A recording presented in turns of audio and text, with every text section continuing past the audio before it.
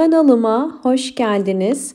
Bugün sizlere orkidelerinizde hem yaprak temizliğinde kullanabileceğiniz hem de orkidelerinizin yeni çiçek dalı çıkarmasını teşvik edecek yeni bir gübre tarifi vereceğim.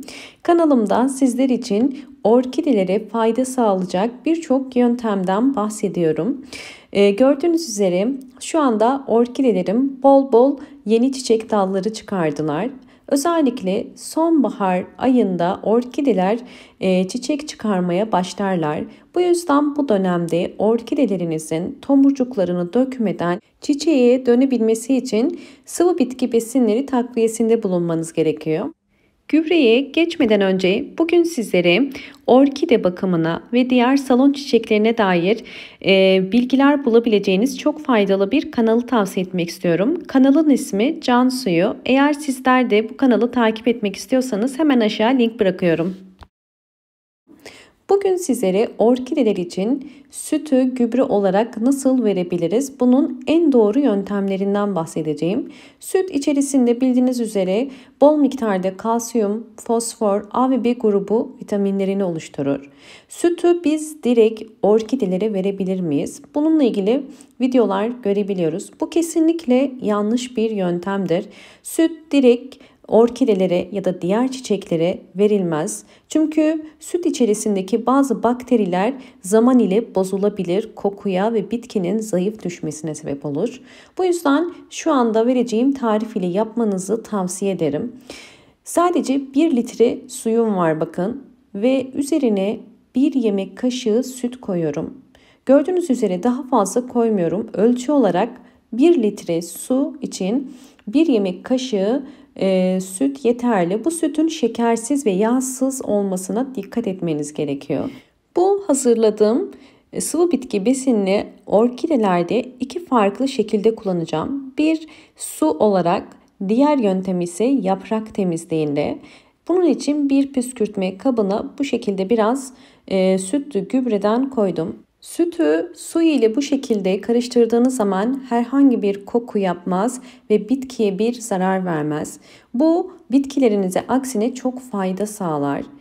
Fakat dikkat etmeniz gereken ölçüyü çok kaçırmamak. Bütün videolarımda belirttiğim gibi bu tarz sıvı bitki besinlerini belirli bir ölçüye göre vermeniz gerekiyor. Ben her bir saksı için bakın 8 yemek kaşığı kadar sütlü gübreden kullandım. Sizler de 8 yemek kaşığından daha fazla vermeyin. 8 yemek kaşığı her bir saksı için yeterli oluyor. Ve bu karışımı sadece ayda bir kere vermeniz gerekiyor. Daha sık aralıklarla vermeyin. Fakat diğer sıvı bitki besinlerini de ayda bir kere değiştirerek bir ay sütlü karışımdan veriyorsanız diğer ay muz kabuğu suyu verebilirsiniz. Bu şekilde evde büyüttüğümüz orkidelerimize bol bol sıvı bitki besini takviyeleriyle vitaminler vermiş oluyoruz. Evet, gördüğünüz gibi bu saksıma da koydum. Şimdi ikinci yöntemimiz olan orkide yapraklarını nasıl kullanacağımız. Bunun için bakın püskürtme kabıyla doldurduğum suyu bu şekilde bir pamuğa sıkıyorum. Ve orkidemin yapraklarını özellikle bu sütlü karışımı püskürtüyorum. Bu şekilde sıkıp bunu serin bir yerde bekletebilirsiniz. Ya da şimdi benim yapacağım şekilde bir pamuğa sıkarak yapraklarını da silebilirsiniz. Özellikle orkide yapraklarındaki hastalıklardan korur.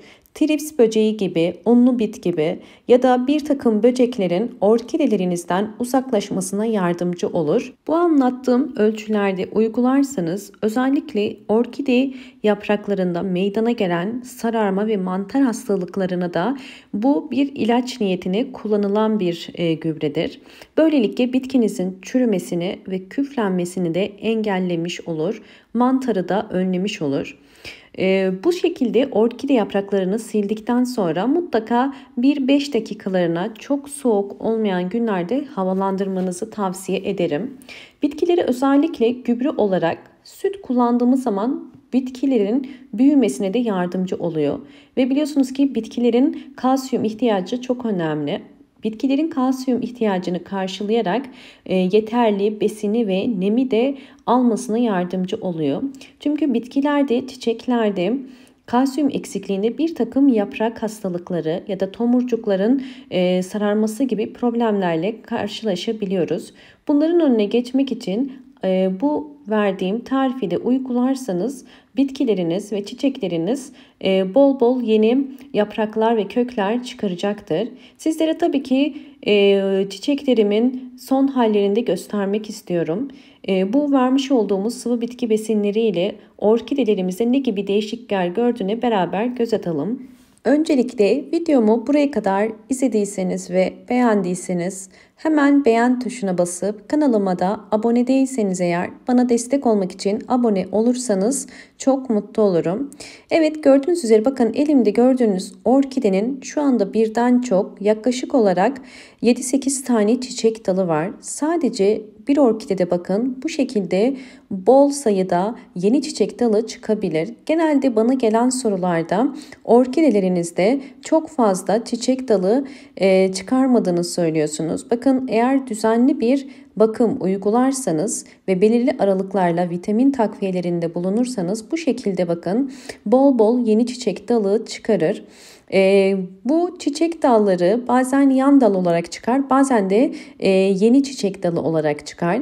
Ve orkideleriniz bakın bu şekilde bol bol yeni çiçek dalları çıkarması vermiş olduğumuz bu sıvı bitki besinlerinin yardımıyla oluyor. Tabii ki bu aşamalarda dikkat etmeniz gereken en önemli püf noktalardan bir tanesi doğru sulama. Kesinlikle orkidelerinizi sulama yaparken günlere göre değil, köklerine, kök rengine bakarak yapmanız gerekiyor. Eğer kökleri beyaz ise sulama yapmanız gerekiyor ama yeşil ise suya ihtiyacı yoktur. Diğer önemli püf nokta orkidelerinizin mutlaka gün içerisinde bol ışık alan bir yere doğru konumlandırmış olmanız gerekiyor. Orkideler için yapraktan ışık almak çok önemli. Bu yüzden kış ayında orkidelerinizin yeterli miktarda ışık aldığından emin olmanız gerekiyor.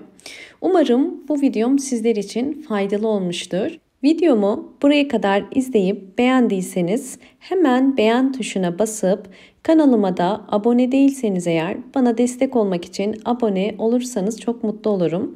Bol bol yorumlar yapıp yorumlar kısmında sorularınız varsa sorabilirsiniz.